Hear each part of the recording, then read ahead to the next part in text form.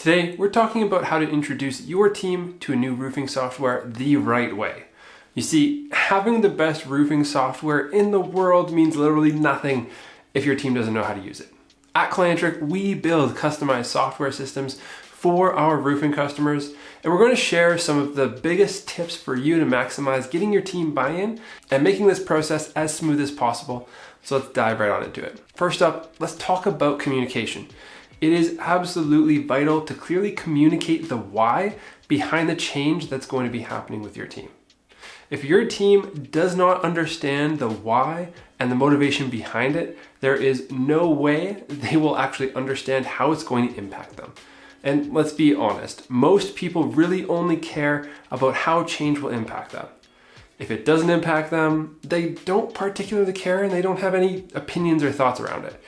But as soon as it impacts them, they will be in your face, and many times you will get pushback and complaints if you do not get buy-in the right way the first time. So make sure you are taking time to share the vision and explain how the software will not only benefit the business, but also make your team's lives easier. That's the most important part here. By highlighting the positive impact it will have, you'll start building that buy-in from the very beginning, and you're going to remove those barriers. People are naturally creatures of habit, and when our habits change or are forced to change, we put up walls. We fight back to get to what we know. So the more you can break down those walls, those barriers up front before they're even ever put up, the better it will be for everyone. Tip number 2 is all about involvement. Make your team feel valued by involving them in the decision-making process. There's a lot you could do here to get them involved. You want to seek their input and gather feedback from them. After all, they are the ones who will actually be using this tool day in and day out, so getting them excited and on board is a key to success. Now, the best way we have found is to actually hold info sessions on the new software and ask, what would you like to see or to improve your day-to-day operations? Some people are going to give you great feedback, which is awesome. Some are going to give you no feedback, and some are going to give you unhelpful or bad feedback that you just can't implement. It's going to be a part of the process no matter what. During these info sessions though, it's crucial to let people know that you'd be implementing the best solutions or ideas that impacts everyone as a whole.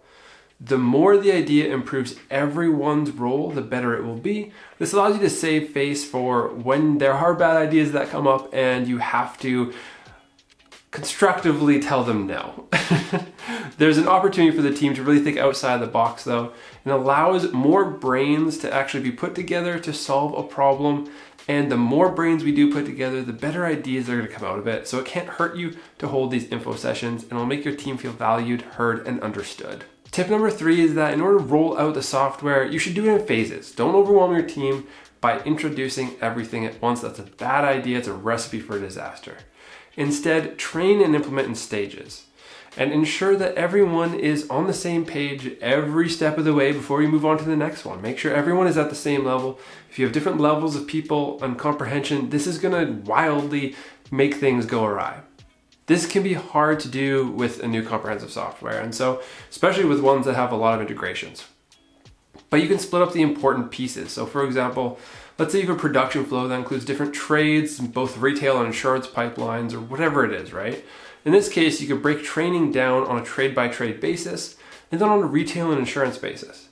There's lots of information to pass to the team in these different processes, so it's important to do it in bite-sized chunks, and ones that make sense to them and to those people who are actually going to be using it. So make sure you split it up.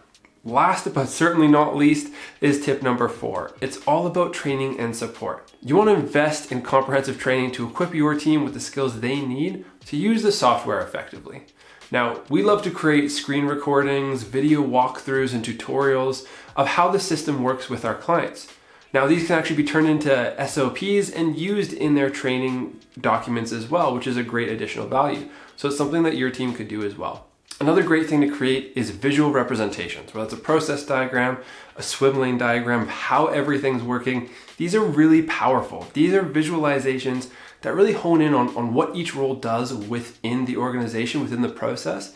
And it can almost act as a cheat sheet for your team members and colleagues to actually complete these steps.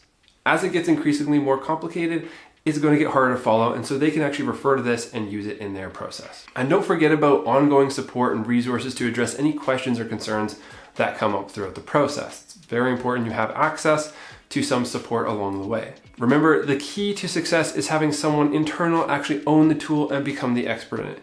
You can't rely on external sources, contractors, for long-term success. You need to ensure that it's being brought in-house internally so that you will always have that resource available to you.